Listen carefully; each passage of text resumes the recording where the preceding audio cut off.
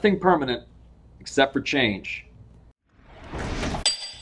This is a quote by Heraclitus. He's a Greek philosopher. I imagine, he was saying it years and years ago, and I imagine he had some resistance, but he realized that early on that there's nothing permanent except for change. And when you think about the different types of change, we've all experienced it. I know there's a lot of discussion right now that's surrounding particularly COVID-19, but if you're a business owner, change should be an inherent part of everything that you're doing, because change is growth and progress, and change is evolution. To give you an example, even in the video business, there was a time when all videos were being shot on film, and then there was the move to digital. But not everybody in that industry was receptive to the move to digital, and there were quite many that quite literally opposed it, and as a result, they didn't make it. They went out of business. At the same time, we've seen the change from landlines to cloud-based phone systems. I don't even know many people that even have a landline anymore. Recently, we've seen the change from in-person meetings and huddles to virtual meetings and Zoom meetings. So when you look at change, change is synonymous with growth and progress and evolution. And every time I look back at the business, over the last several years, and we're updating our technology, our software, our tools, whether it's a project management tool, our CRM, anything that we use, even for internal communications, many times that is met with some friction and some resistance. That for example, there was a time when we were using GChat and we were moving to a platform called GroupMe, and then from GroupMe we moved to Slack. But each time there was a bit of resistance and there was some friction. So, the way to think about change, because it seems like anytime you mention this word, the C word, it comes with some, almost like a negative connotation, like, oh, change. But let's look at it from the other side. Let's say there's a lack of change. What would that look like? Let's say if nothing were to change, and we're talking about the business case, if nothing were to change in your business year over year over year, would you make progress? What would happen? Would you be more successful if you look at 5 years from today, if you did not change a single thing in your business and anything that you do, but the variables around you change inevitably? I mean, the external environment, what's happening out in the economy, how people are making decisions, how people are investing, and so on. All those different things. As society evolves and year over year as it passes by, we make decisions differently. We used to go to the video store, Blockbuster, to pick up videos. Now it's all streaming, on Netflix. And when you look back and you say, okay, what are the businesses that failed to change and adapt, even though the conditions around them were changing? You look at BlackBerry, Blockbuster, like I've mentioned. I mean, there's so many examples of businesses that said, you know what, we are not going to change what we are doing. And as a result, net a very steep decline, and ultimately, they're not with us anymore, or at least if they're with us, they're not anywhere near what they used to be, and they were superseded by other organizations and businesses that were more innovative, more adaptable, and that did embrace change. So, it's interesting that I've spent so much time talking about change, but it's not just the business case for why change is a good thing and why it leads to evolution and growth. I actually am more interested in, why do people dig their heels in? Why are, you see business leaders that are resistant to change. You see sometimes people within an organization that are resistant to the change that the organization is doing. And as I think about it, for one, change involves some work. So that in itself, who wants to do more work? And you get used to something, it's like, oh, wait, now I got to do it differently. At the same time, you may have to learn something. You may have to expand and learn a new capability, a new skill, a new way of doing something, a new software platform, whatever that might be. You now have to invest time and expand.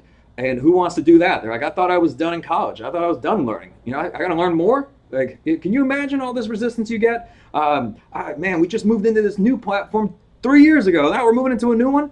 Well, yeah, we're growing. That's the point. That's and then we're going to move into another one and another one as our needs expand. We want to expand our capabilities. We want to do more for our clients. We want to continue to be competitive as an organization. So, as Cy Wakeman would say, that when you are resistant to change, what you're really resistant to is you're resistant to reality.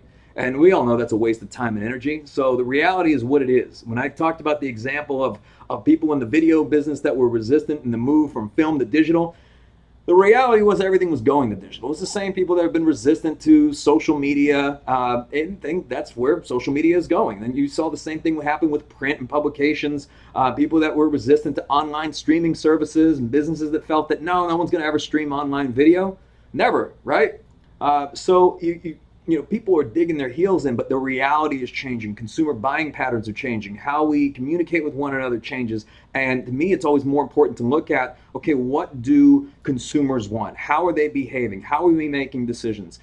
You're looking at people that carry their phones on them all day long, that are engaging that way, that the amount of time that they spend on digital and social media. If you look at everybody who's got a mobile device on them and they're on social media, wouldn't that be a great place to have a brand presence to market and advertise your business? If it's the one thing that people are consuming every single day for multiple hours at a time, so to say, no, I don't think so, I don't think really social media is for us, I mean, you're resisting reality. So the trouble with doing this oftentimes is people dig their heels in and fail to do this. And let's say you were doing something for 10 years, 15 years, 20 years, it was working. The conditions around you have changed, the variables have changed, and you failed to adapt to that. Well, that's not going to make your organization more successful. It's not going to help you be more competitive. But this is the notion of retirement. What does that mean? Right? When you are retired, you are put out of use, and that can happen to you, your organization, to people within your organization. One of our core values is better than yesterday. It's literally a core value of the organization, that our expectation is that every team member grows, that they are better this month than they were last month, they were better this year than they were last year, that their capabilities have grown, that their knowledge has grown, their skills have grown. And if that is not something that someone is interested in, if they're not interested in learning and growing and developing themselves, then they do not align with our core values and they do not have a place within our organization. However, it's not because out of principle I feel that is a good core value to have. It is because I feel it is a necessity in order for our organization to be competitive. And when you really look at this and you say, okay, well, why is change at the root of all this? Like the importance of change, look at it more so as evolution.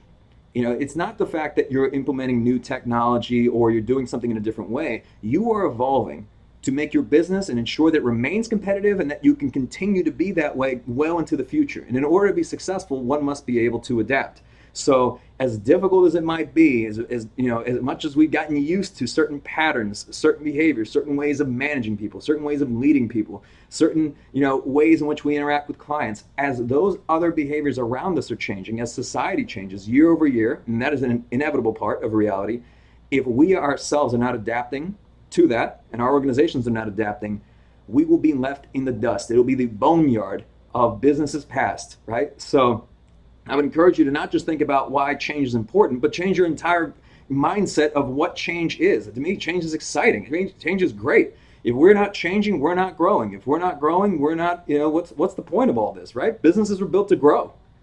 Businesses were built to grow. So, and if this is something that people in your organization struggle with, perhaps start changing the mindset around that. Start looking at it as, hey, when we are changing, we are growing and we are evolving. This creates new possibilities, this creates new capabilities, and it will take us into a greater future.